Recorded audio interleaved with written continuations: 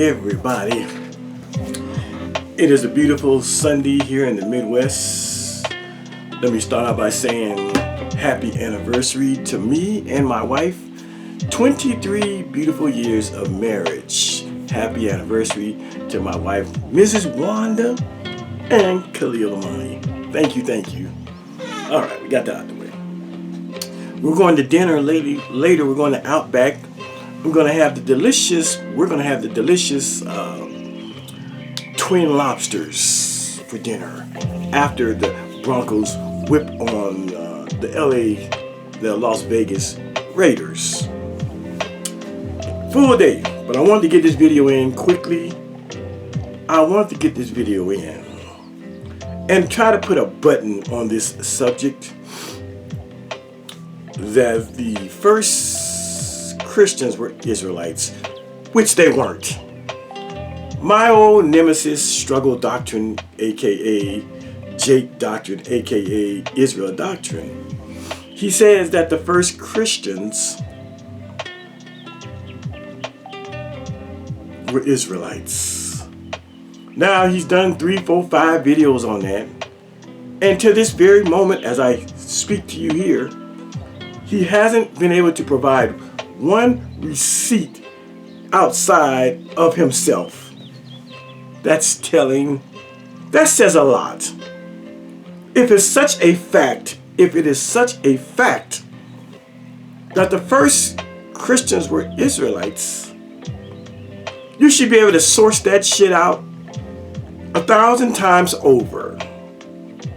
But he hasn't shown one source outside of saying it. You know, they call it extra biblical commentary. He has none.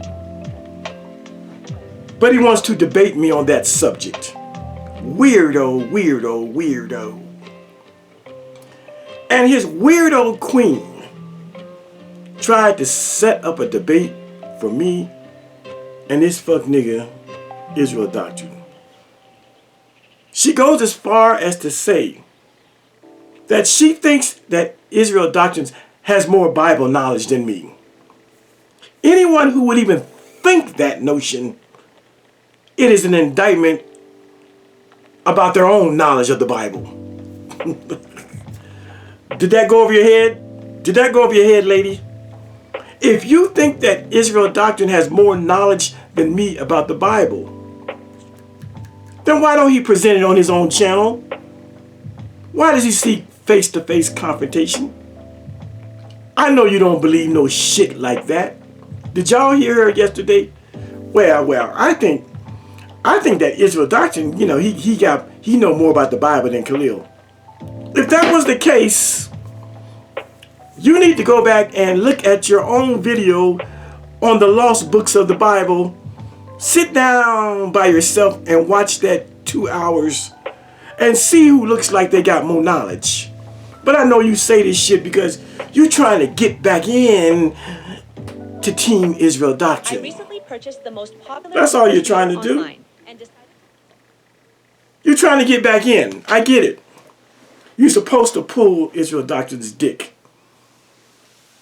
But it's a terrible, terrible thing. If you think that nigga has more knowledge than me about the Bible, how come he hasn't written any books? How come he's not asked to do, speaking engagements? Explain that. If you think Israel Doctrine has more knowledge than me about Bible matters, where is his first book on Bible and religion? I'm 4 books deep. How do you even fix your monstrunky lips to say that Israel Doctrine has more knowledge than me about the Bible, and I'm 4 books to his 0 books about religion? You just digging yourself a bigger hole. You're just showing your own ignorance. There's no way in high hell that a man who has 4 books on religion going against a man that has 0 books on religion, that the man with 0 books has more knowledge about Bible and religion than the man that has 4 books. Use your own intelligence. Stop talking stupid, young lady. Stop it. Not to mention, when Israel Doctrine first picked up the Bible in 1996, I already had damn near 20 years of Bible learning in me. In 96, when he first picked up the Bible, I was writing my first book on religion. How then in the fuck can you make a statement like you think Israel Doctrine knows more about the Bible than me? There's no way he can. I got years on him. My age dictates that there's no way he can know more about the Bible than me. Not only that, my library, where is Israel Doctrine's library? He ain't got no library. But it would take an ignorant woman to make an ignorant claim that she thinks that Israel Doctrine has more knowledge about the Bible than me. I know she says all this stuff because she's trying to force me to debate this nigga, and I won't. No matter what you say about my age, no matter how you question my manhood, no matter how many times you make felonious and wild and ignorant statements that you think he knows more about the Bible than me, no matter what you say to jack it up, woman, I'm never debating Israel Doctrine because I don't need to debate him. I don't need to even prove a point to him. What I teach over here is for those who are interested in hearing the truth about what other niggas say, like struggle doctrine.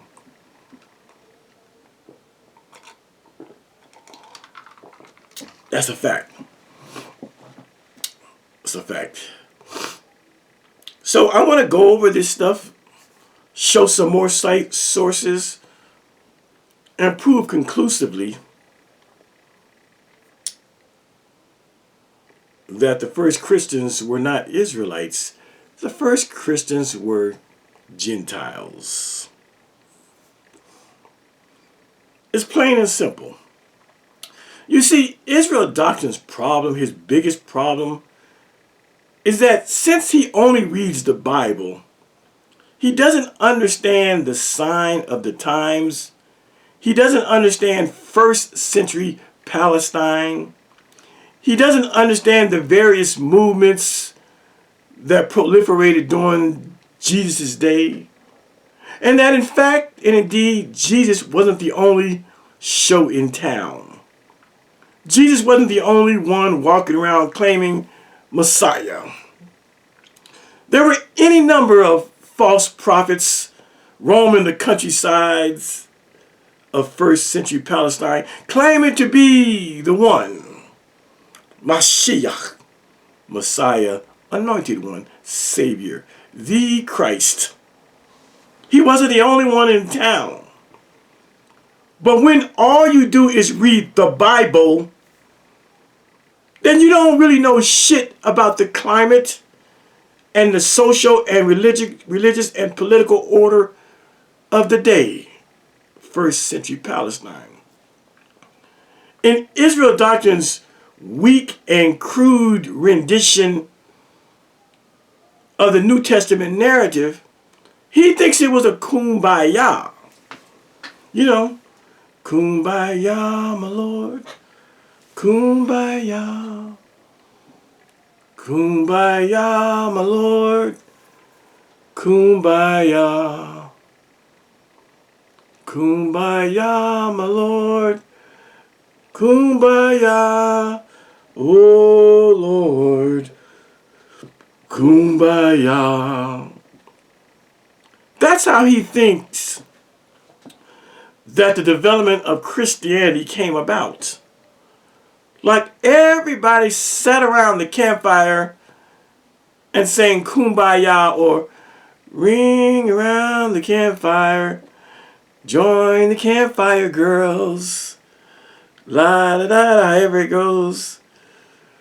He thinks that it was very harmonized and monolithic, and everybody had the same ideal about the teaching of Jesus. He think everybody got along just Jim Dandy. That's because he only reads superficially the Bible. Again, ask yourself this. When you hear Israel Doctrine speak, has he ever done something like showing you a biblical dictionary cited from something like this? Has he ever done some shit like this? And the answer is no. When he has his reader read, or when he has his computer read, it's just shit that he wrote up and tried to pass off as scholarship. Scholarship does not entail someone just talking out of their ass and expecting the masses to believe it, without showing other people who are saying the same thing to make the speaker be correct. And so Israel Doctrine has this belief. He has this kumbaya. You know, this very primitive and kumbaya-ish understanding of first century and the Jesus movement. We already know that his woman, that other woman, she has no understanding at all. To even suggest that that dude knows more about the Bible than me, it says a lot about her.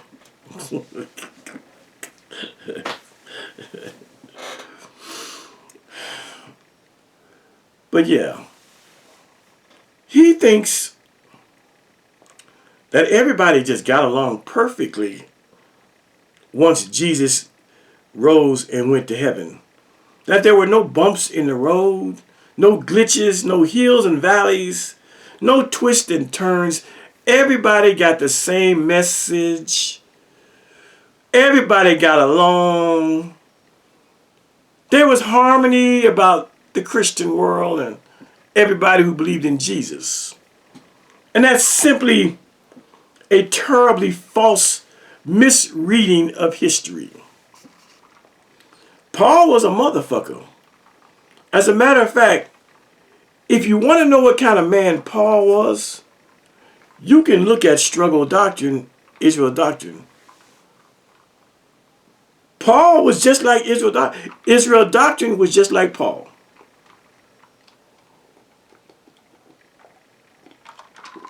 There are two birds of a feather.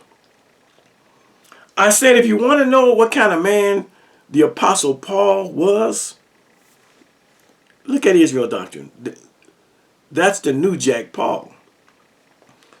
The New Jack Paul who thinks his word and his word only is authoritative. For this New Jack Paul, Struggle Doctrine, he doesn't feel like he needs to bring outside sources. He just says shit and then asks for a debate. I can't debate a man who only brings himself to the table. Where are your sources, nigga? If you said that the first Christians were Israelites, you have to follow it up with sources, scholars, dictionaries, encyclopedias, biblical scholars, New Testament scholars, to say exactly what you're saying. But you just saying it, it don't mean a hill of beans. If you can't find nobody noteworthy to corroborate your claim. Yeah, Israel Doctrine has a kumbaya understanding of the Jesus movement. He does. I said Paul was a motherfucker. Paul was a self-righteous bastard, just like Struggle Doctrine, who think his word is all he needs. Paul didn't get along with the people of his day. Just like Israel Doctrine doesn't have anybody how he fell out with his right-hand man, his queen. He fell out with her time and time again. And now it's to the point where they only talk sporadically and occasionally, where there's a rift and a gulf between the so-called king and queen because of the king's mentality.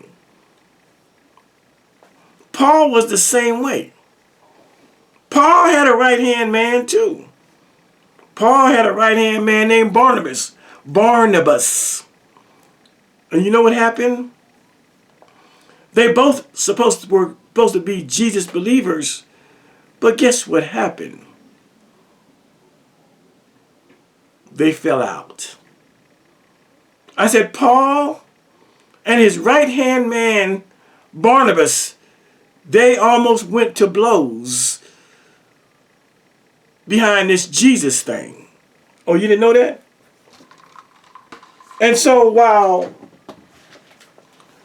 Israel Doctrine is over there teaching a Kumbaya type of Bible history, I'm letting you know that there was a lot of shit going on, a lot of cussing and fussing. A lot of cussing and fussing. I said, Paul's right-hand man,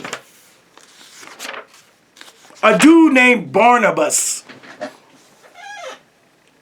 they fell out. They fell out. Because Paul was trying to tell Barnabas who the fuck he can be friends with. I said he's just like Israel Doctrine. Israel Doctrine has said it on several occasions. Everything that he does, he got to be in control.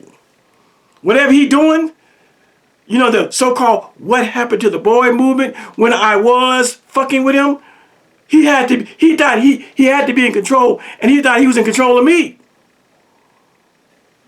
He thought he was the man, and that's why I got up out of there. Same thing with Hassan Campbell. Hassan Campbell used to talk to him. He tried to play everybody like he was the shit.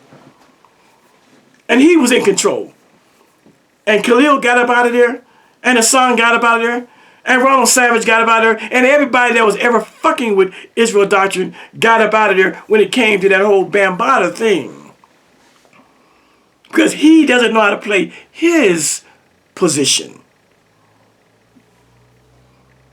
But Paul was the same way. When Paul got his mission to go talk to the Gentiles, he had to be the man. And his second in command, a nigga named Barnabas, he wanted a certain brother to come and go with him and be part of the team. And Paul didn't like that. Paul was trying to tell Barnabas who the fuck he can associate with. And they had a terrible falling out. Let me show it to you real quick, because I know a lot of y'all don't know this. I said Paul is no different than Struggle Doctrine, and Struggle Doctrine is no different than Paul. They both are egotistical, megalomaniac, narcissistic jerks and freaks that think it must be their way or the highway. Let me show you what I'm talking about.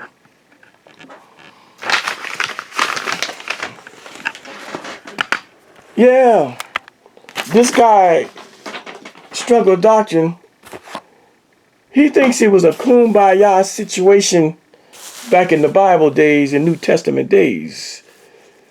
But when we go to Acts 15, we see Paul was hard to get along with. See, Paul and Barnabas part company. And some days after Paul said unto Barnabas, let us go again and visit our brethren in every city where we have preached the word of the Lord, and see how they do. And Barnabas, that's the sidekick.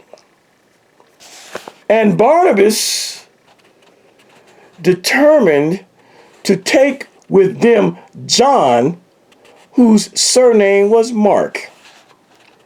But Paul thought it not good to take him with them, who departed from them from Pamphylia, and went not with them to the work. And the contention, the arguing, the fussing and cussing was so sharp between them, meaning Paul and Barnabas, that they departed asunder from one another. And so Barnabas took Mark and sailed to Cyprus, and Paul chose Silas and departed, being recommended by the brethren unto the grace of God. Okay, there it is. That's Acts 15:36 or so. Yeah. If you want to go back and further look at that arguing. But here was the two top guys of Paul's Gentile Christian movement butting heads. Paul being number one, Barnabas being number two. It's just like Israel Doctrine and that woman that he fucks with. He number one and she was number two. And you see how they fell out? The same thing happened here. They were going to go somewhere and check on the brothers. See how they were coming along. See how they were coming along. And some days after Paul said unto Barnabas, let us go again and visit our brethren in every city where we have preached the word of the Lord, and see how they do. And Barnabas, the number two man, Barnabas, the vice president, Barnabas, the backup singer, he determined to take with them John, whose surname was Mark. His name was John Mark. But Paul said, oh, hell no, hell no. You ain't taking that nigga John Paul with us, John Mark with us. And he went on to say he thought it was not good to take John Paul with them, John Mark with them, because he departed from them in Pamphylia and went not with them to do the work. In other words, this guy, John Mark, he had some other shit to do. Family matters, personal matters, political matters, other religious matters, maybe political matters. We don't know why John Mark had left the company of Paul and Barnabas and gone over to Pamphylia, departed from them, he left them from Pamphylia. We don't know what John Mark's deal was. But because John Mark had to get off the campaign trail, had to get off the proselytization trail and go take care of some personal shit, that he didn't feel the need to explain himself to Paul or Barnabas. Because John Mark was his own motherfucking man who played by his own rules. And something made him leave the trail and the campaign of teaching for the Lord. But evidently he was back. He was back because Barnabas wanted to take John Mark with them. But this bitch nigga, the Apostle Paul, because he was the leader, he tried to pull rank and tell Barnabas who the fuck can be in their company. And they had a big ass fight. Big argument. Cursing one another out. Face to face. Spitting in each other's face as they talk. Bumping chests. They both were on some I wish a nigga would. It almost came to blows had not there been other people to separate the two.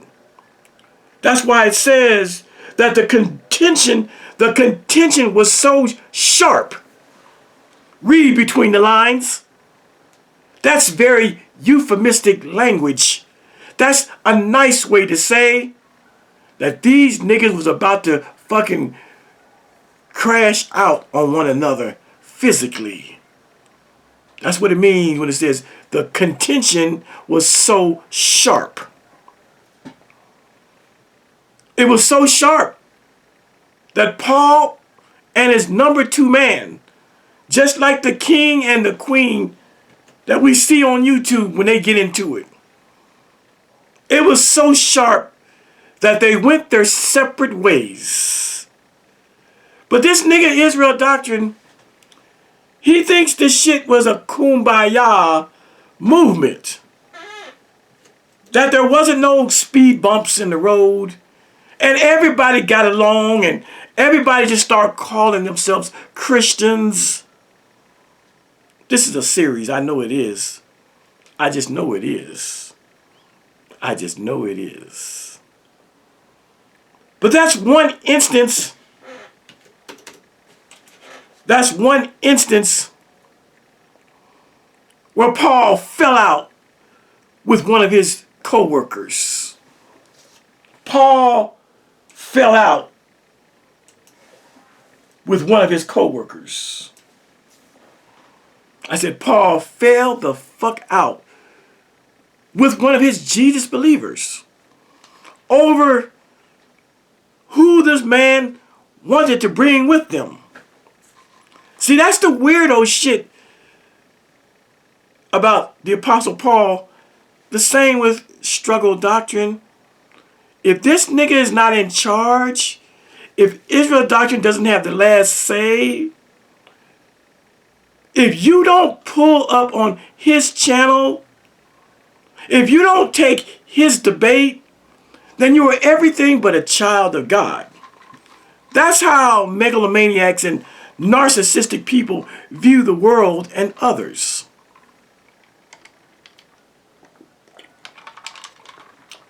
They think they have the power to call you or to summon you to their channel.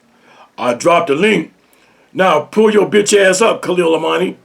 Like they are important. Like they have the power to summon my presence. That's what they both think. The king and the queen, you know, both of them. The both of them. But Paul did not get along with a lot of people. That's just one instance. Another instance, Paul did not get along with Peter. No, he didn't. I said Paul did not get along with Peter. Every time all your life you heard Paul, Peter and Paul, Peter and Paul, Paul and Peter. Them niggas didn't get along with each other. And why didn't they get along with each other? Over the two different understandings of Jesus.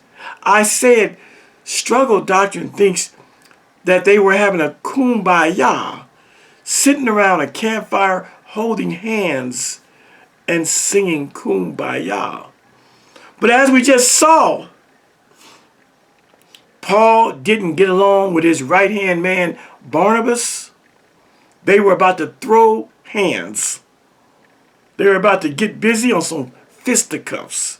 So much so that Barnabas went his way with John Mark, and Paul went his way with another nigga. But we read in Galatians. Let's go to Galatians. How I go past Galatians? There we go. We read in Galatians, Paul having to step to Peter on some religio Mosaic Jewish law shit. Galatians chapter 2. Galatians chapter 2. Galatians. See right here? It says, Paul rebukes Peter at Antioch. But when Peter was come to Antioch, I, Paul, withstood him to the face, because he was to be blamed. For before that certain came from James, he did eat with the Gentiles, but when they were come, he withdrew and separated himself, fearing them which were of the circumcision. Okay? It's all about religion, religious politics.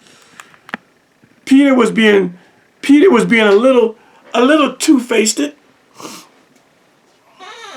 A little two-faced. When Peter was around nothing but Gentiles, nothing but old pagans who just became Christians, he sat down and ate with them. Whatever they ate, he ate. When he was at Antioch.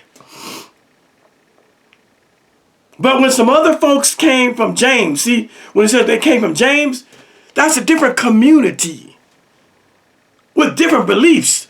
The people who came from James, those were the original followers of Jesus.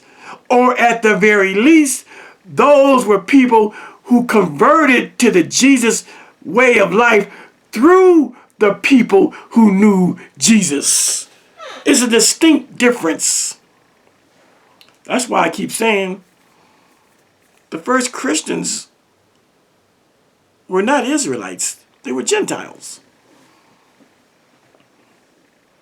And so we have in Galatians, Peter hanging out with the Gentiles, and all of a sudden, some people from Jerusalem under James, the leader of the Israelite Jesus community, they came and they saw Peter sitting and eating with the Gentiles. And when Peter saw them approaching, he got the fuck up. Because he didn't want to be, condemned by the followers of James, the real Israelites and the real law keepers. And Paul, being a Billy Badass, saw it. And the Bible says that Paul withstood him to the face. What a great phrase. I withstood that nigga to the face. That's a old way of saying I stepped to that bitch ass nigga and got some straightening. See, every generation has their slangs and their way of saying shit. Today we say, pull up. I pulled up to that nigga and we got some straightening. That's what he said. I pulled up to that nigga and we got some straightening, says Paul.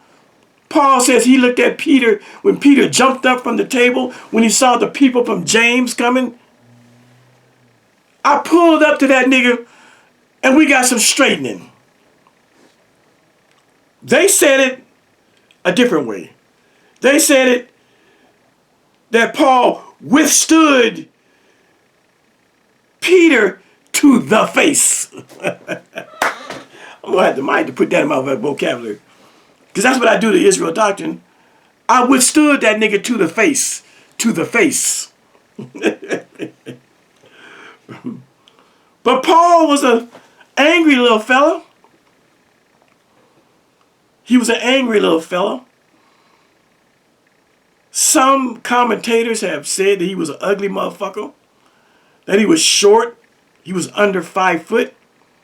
Some ancient commentators like the philosopher Voltaire says he had a unibrow, a unibrow.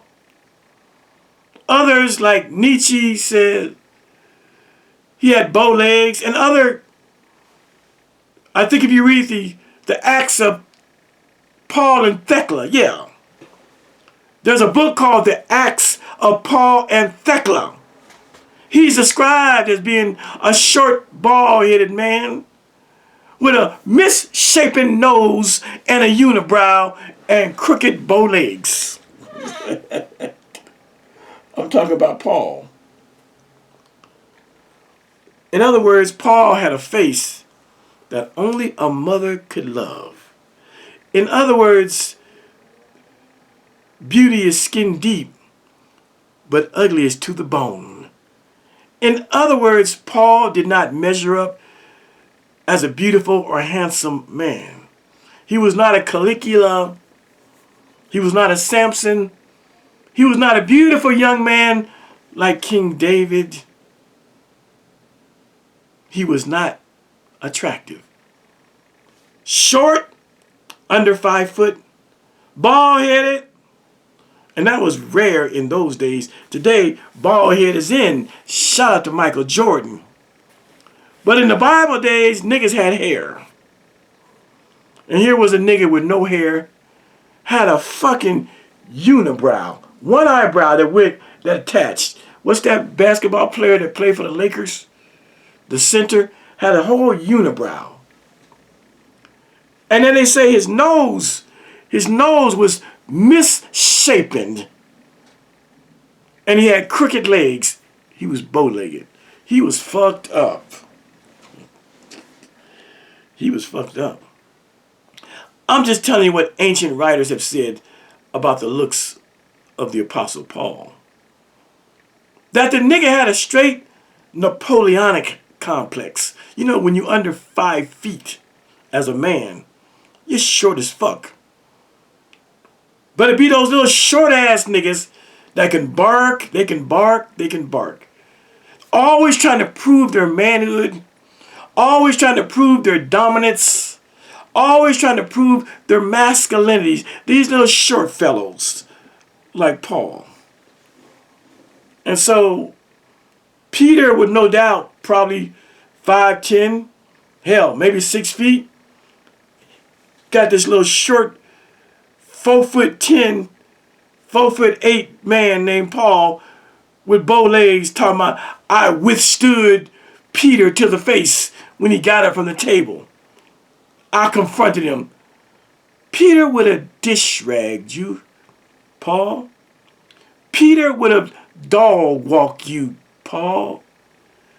You ain't no badass nigga. You's a short fellow. That's why when you were called Saul, you enlisted yourself as a ruffian and a sycophant, a brown-noser, a hellion. You were nothing but a Roman Uncle Tom puppet dog satrap stoolie of Rome.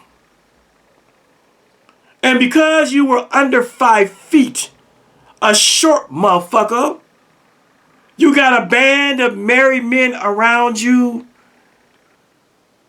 and you acted like you were Billy Badass, and you were going around the countryside trying to find Jesus followers, not Christians.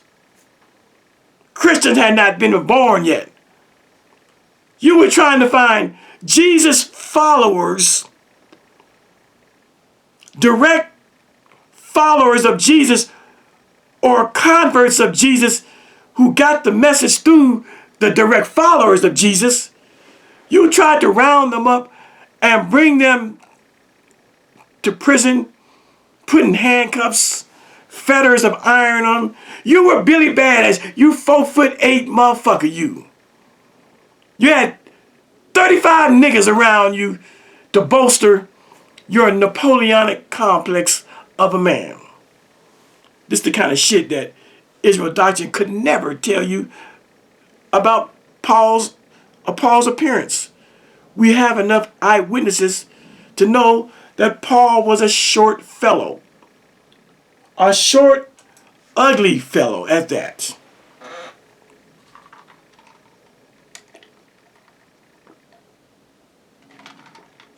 But this is a series, and I'm still under the weather, so I'm not going to go too long. Call it the introduction if you want. But this ideal that after Jesus leaves and goes to heaven, Christianity just evolves and they're called Christians and everybody's a Christian is a fake ass kumbaya ideal that only the ignorant among us would try to teach. As I said on my last video,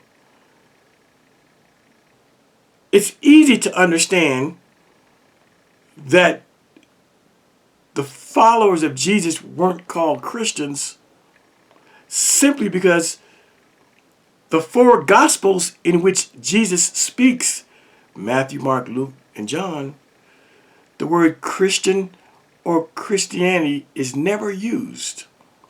The Pharisees don't use the word Christian. The Sadducees don't use the word Christian. The Zealots don't use the word Christian. Pontius Pilate, the Romans, don't use the word Christian. The high priest, the Jewish high priest, he never uses the word Christians. Nobody uses the word Christian in the first four books of the New Testament where Jesus actively speaks. Christian or Christianity. And nothing changes with the death of Jesus and his resurrection and ascension into heaven. Nothing changes.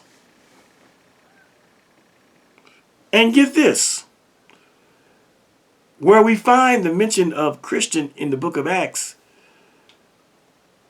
it was written by a dude named Luke. As a matter of fact, the same person that wrote the book of Luke is the same Luke who wrote the book of Acts. At one time, the book of Acts and the book of Luke were one book. And since we know that Luke wrote Acts, and we know that Luke wrote Luke, whoever this Luke is, he's a fictitious fellow. How come the Luke who wrote Acts, and because he's the same Luke who wrote Luke, how come the Luke who wrote Acts, where he says Christian, how come that same Luke didn't put that word Christian in the book of Luke that he also wrote? There's a reason why.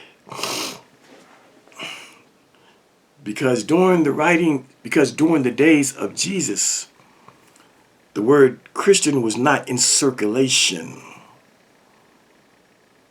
It wasn't until 30, 40 years after Jesus has left this earth that the phrase Christian comes into usage. That's why he didn't use it in Luke when he wrote Luke, when Jesus was actively in the picture. It's an easy argument to destroy. The first Christians, the first Christians were not Israelites. Because the first people to accept the teachings of Jesus were Israelites, but they never called themselves Christians. Let me give you one source just out of my little things here. One source. Just so you don't see I'm just talking. This is from Google, from AI Overview, if you got to know. I said this is called from Google AI Overview. No, Jesus's immediate followers were not called Christians. Grand opening, grand closing. They were initially called disciples, believers, or followers of the way. How is Israel Doctrine going to undo this right here. You can't undo it just by you saying it's not true. This is called scholarship. This is called backing up what I just said to you by going to AI Google, and it gives me a quick reference backing up what I just said. Jesus' immediate followers were not called Christians. And I got all these books over here on deck that say the same thing. A dictionary, another dictionary on Bible stuff. These three say the same thing as this. How is Israel Doctrine going to win in a debate over the first Christians were Israelites when it says that the immediate followers of Jesus were not called Christians? How's he going to win? How's he going to win? This is another reason why I don't feel the need to debate him. I see the proof. I have the truth. I got it right here in front of my face. What the fuck do I need to go and argue with a bitch nigga with a 7th grade education and a 3rd grade reading comprehension when I already got the truth? I don't even care to convince him. I don't care to convince him. It's right there on Google. Google AI. No. Jesus' immediate disciples were not called Christians. But this nigga over there from Parkin says that the first Christians were Israelites. No, they weren't. Just understand when every time he says it, just take note in your mind when you hear Israel Doctrine say that the first Christians were Israelites. Just notice what follows it. You know what follows it? Nothing. Nothing in the way of scholarship. Nothing in the way of AI. Nothing in the way of Google. Nothing in the way of Wikipedia. We won't even talk about him throwing a goddamn book up. He ain't gonna throw no books up. I'm just talking about the shit that we all have access to. AI, Google, and Wikipedia. Notice he won't throw no shit up there proving his point. He just says the shit. So in my mind, even if Israel Doctrine had not done all the disrespectful shit about my family and my mother, all that, even if we were on good terms, I probably still wouldn't debate him because I have nothing to prove.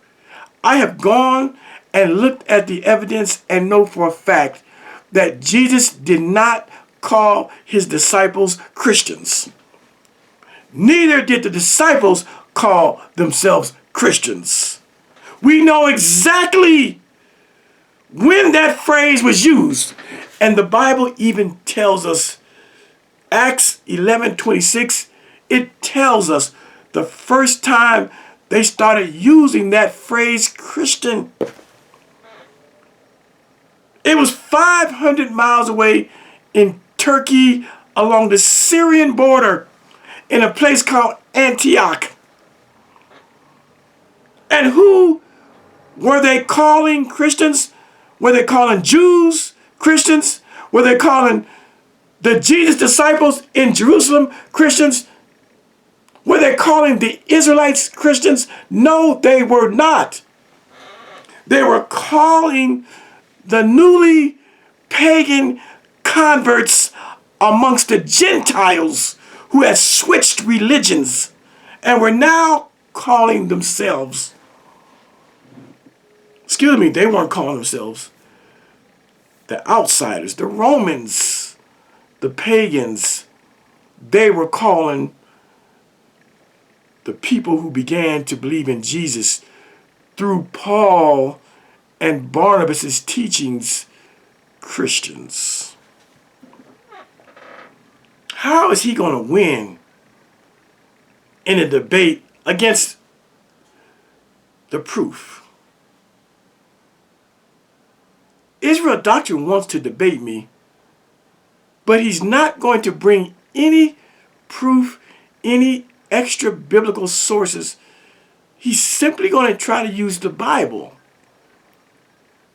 That's no debate. That's a nigga who wants to read scripture and try to convince you of his own personal interpretation. That doesn't cut it.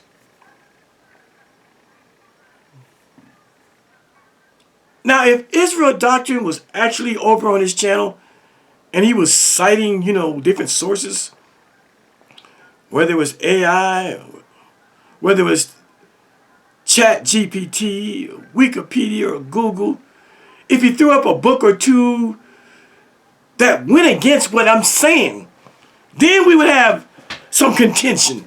Then we could spar. But him simply making the claim out of his own mouth that the first Christians were Israelites without a shred of evidence, a shred of proof, it doesn't warrant me to want to go over there and tear this nigga a new asshole. No. No. No.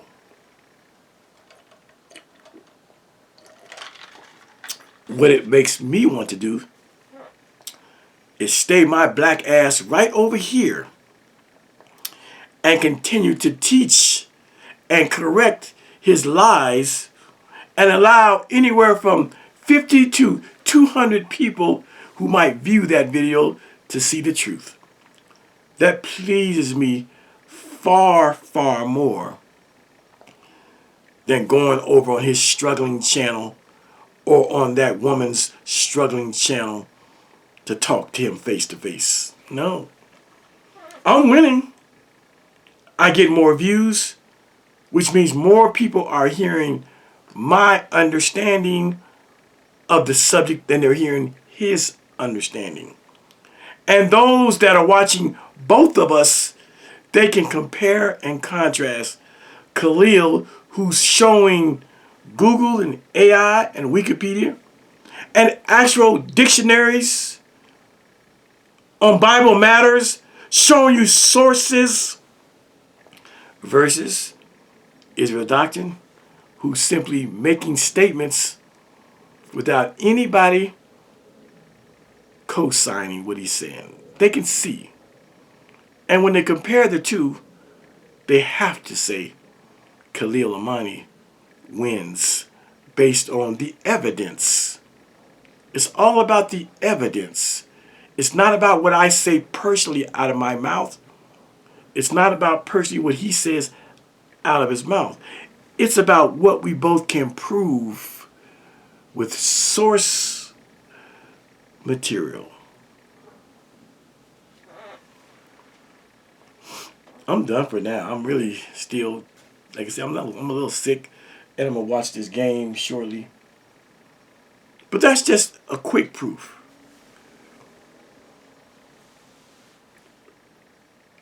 It's weird that we're even having this discussion when the Bible tells us in Acts the first time they started even using the word. It wasn't in Jerusalem. It wasn't in Palestine or Bethlehem. It wasn't in the Holy Land. 500 miles due north in the country of Turkey, in the city of Antioch, amongst the Gentiles, is when that phrase came into usage. And get this, it was the pagans, the Romans, the people that believed in Apollo and Zeus and Poseidon and Pleiades, the people that believed in other religions, the non-Christians. It was they who created the word Christian as a slang and as a derogatory word for these new motherfuckers with this new fucking religion. The term Christian was a word created in mockery. It was derogatory. God damn.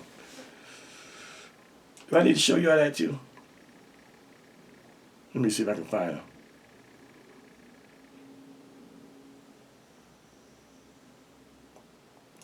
Here's another one. Here's another one. Again, we talking, this is from Google AI Overview. No, the term Christian did not originate with or originate in the Jerusalem church. Who are the Jerusalem church?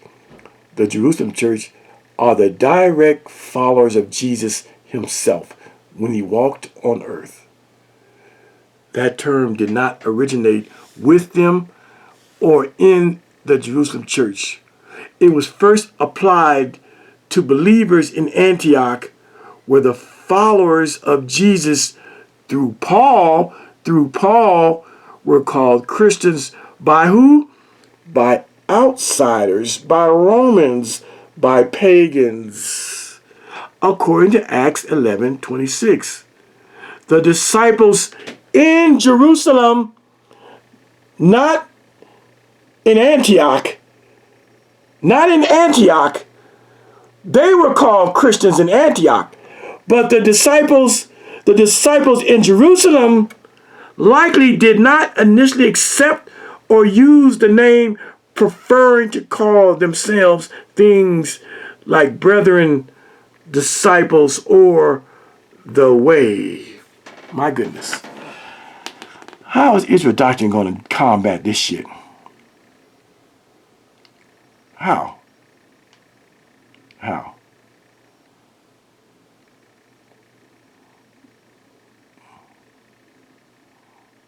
How? Here it is. Again, AI Overview is part of Google if you didn't know. Yes, pagans and others outside the religion gave the followers of Jesus the name Christian. See? The term first appeared in the city of Antioch as recorded in the New Testament book of Acts. Early followers of Jesus, not followers of Paul, but followers of Jesus, were first called disciples, and the name Christian was applied to them by outsiders within to denote their affiliation to Christ. And so, understand that the very word Christian is of pagan origin. It was the pagans who gave the followers of Jesus the name Christian. And so as I close this beginning,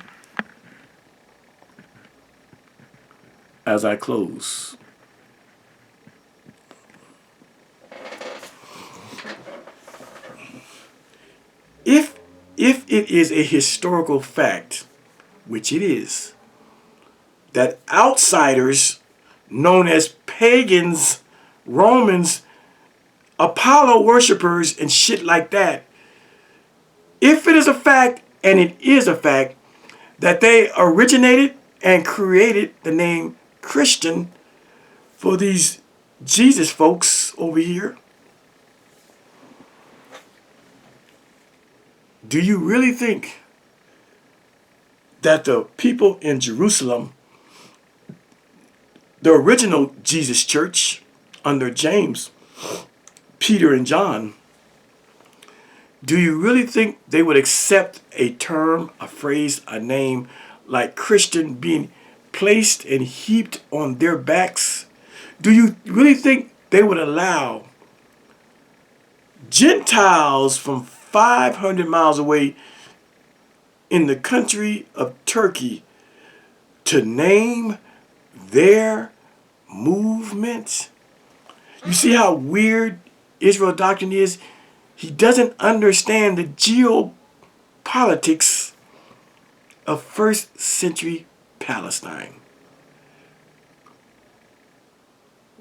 What struggle doctrine is insisting is that people from 500 miles away in another country, pagans at that, gave the Jesus movement their name. And I say to you that in fact, the pagans, they came up with the name Christian, but that name was exclusive to the followers of Paul and his Gentile audience outside of the Holy Land, outside of Israel, outside of Jerusalem. That the followers of Jesus, the original followers of Jesus, and the leaders of the Jerusalem church who knew Jesus personally, they would never have allowed outsiders, Gentiles, pagans, to name them Christians. You see how weird this fuck nigga is? He doesn't understand the geopolitical times of first century Palestine. No way, no how that a name like Christian that originates 500 miles away in the country called Turkey, in the city of Antioch. Even the Bible tells you that's where Christians got called their name. Goddamn. Goddamn. But this bastard Israel doctrine, struggle doctrine, wants us to believe that Israelites were first called Christians. No. The first Israelites that accepted the teachings of Jesus were the disciples, as you just saw. And they did not, and they were not called Christians. They were called the disciples of the Lord and those of the way and the brethren. They didn't have a formal name. We're going to get more into this. I'm going to get into these dictionaries, encyclopedias, and we're going to really put this shit to bed. But you see why I don't have to debate this shit with a fuck nigga like Struggle Doctrine? When I got the books and the proof sitting before me, all I got to do, ladies and gentlemen, is come over here and turn my camera on undisturbed by time perimeters and getting muted and possible arguments and possible name calling and ad hominem attacks and talking about my mama and you know, a bunch of bickering and arguing and fussing. I don't have to do that.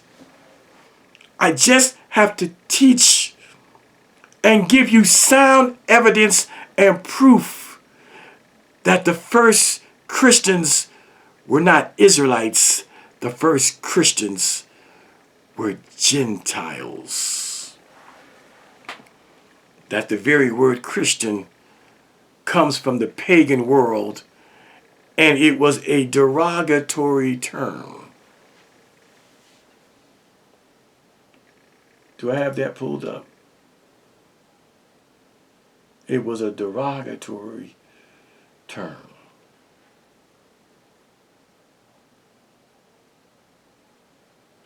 I might not have that one pulled up just yet.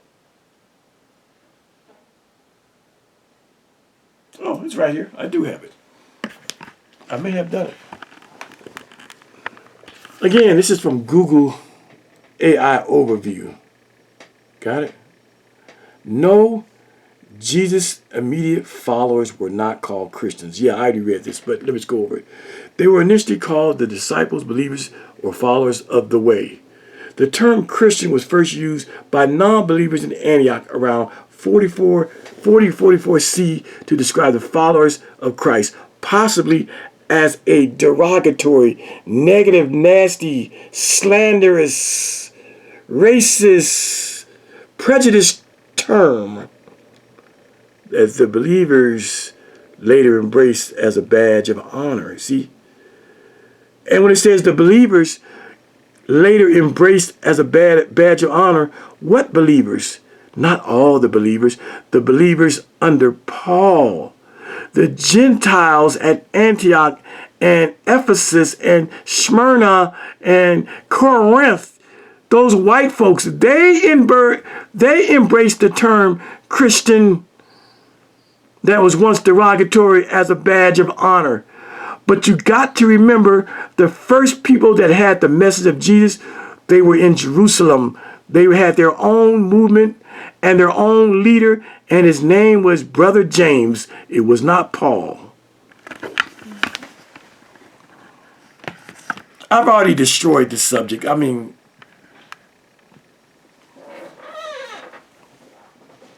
I hope that, that woman over there is watching this.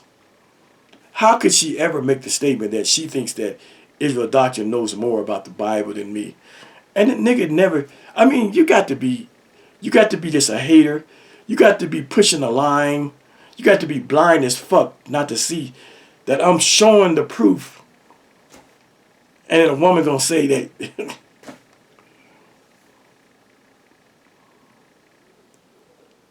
It would be different if I had not written 4 books on religion. It would be different if maybe I was close and similar in age as Israel Doctrine. Then you might could make that comparison. But I'm his elder in every way, shape, form possible. I'm his elder.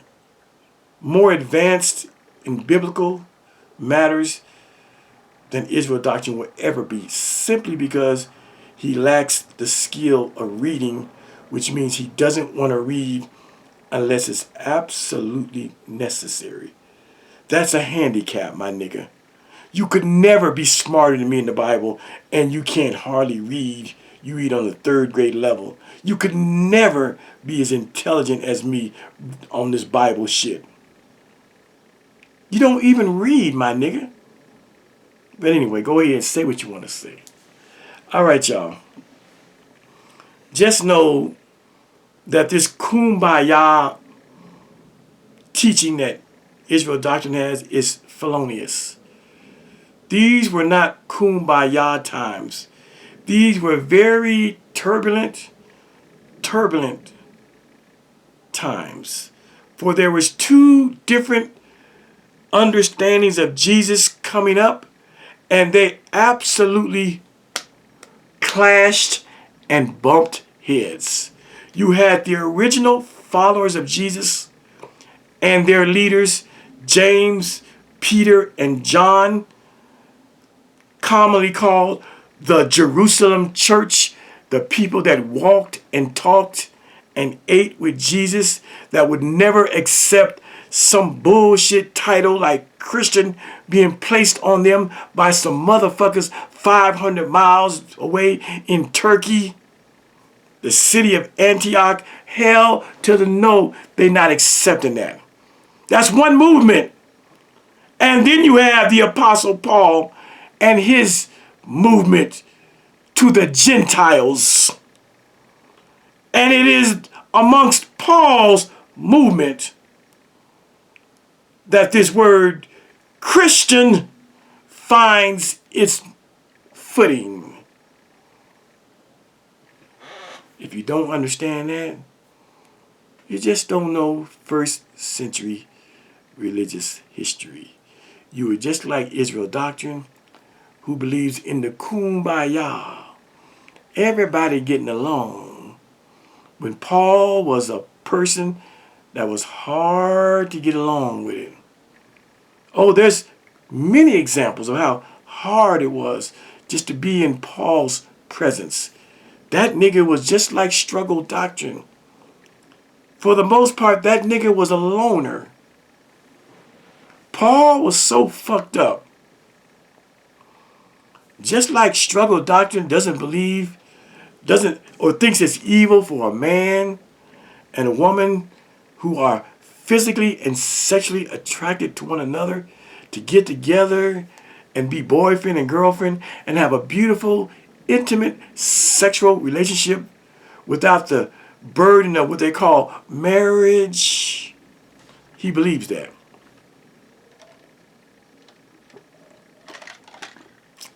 Paul did too.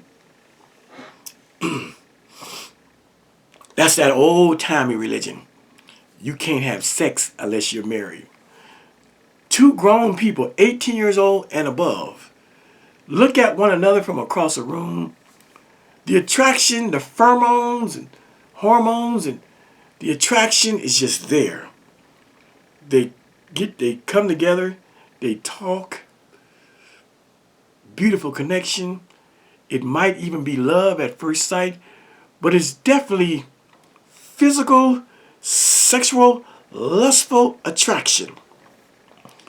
And this is how God made us. God made us to have lust. God made us to have passion. God made us to want to fuck one another. But the religious among us will tell us, down boy, down, down, down. Suppress it, suppress it, suppress it. Go and say you're married and then you can do it. That's what religion teaches us.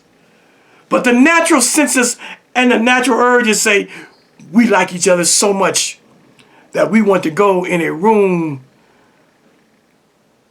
with the doors closed and lay on the bed and take all of our clothes off and have some utopian, fleshy, beautiful, lustful, passionate, ethereal bonding through the act of sex. But religion tells us it's wrong. But Paul was just like that. If you go and read another book, I mentioned it earlier, called The Acts of Paul and Thecla. Paul was just like old struggle Doctrine. Thecla was trying to give that nigga some pussy. She was an untainted virgin. She wanted to spread her legs, and she wanted Paul to knock the bottom out of it, knock the cobwebs off that pussy, break her back. But Paul, he was so into the God thing that he wouldn't have it.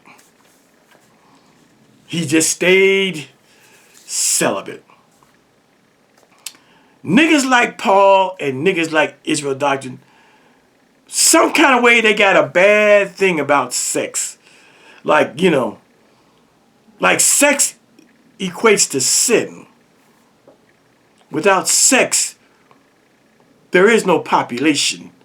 Without sex, there aren't no people to even worship God or Jesus. It starts with the fact that people fuck. If people don't fuck, there is no worshiping God because there is no people. But we have made fucking and sex a bad thing. We call sex doing the nasty. We call sex bumping uglies. We call nudity showing your shame. You see how our Judeo-Christian minds are? All this shit is the fallout from people like the Apostle Paul, who spoke of sex in negative terms. Believe it or not, people, believe it or not, there are serious biblical scholars who posit and pose the ideal and the theory that Paul was gay, was a homosexual. Don't let me pull the research out. But I just want you to know it's out there. There are people, serious scholars, who looked at Paul's attack on sex in any form, and they posit the ideal, the hypothesis, that Paul might have been gay himself. Now, if you ask me to do a video or two on what I just said, leave it in the comments. Say something, speak up, and I'll pull out the information. There are scholars of the Bible that think Paul was homosexual.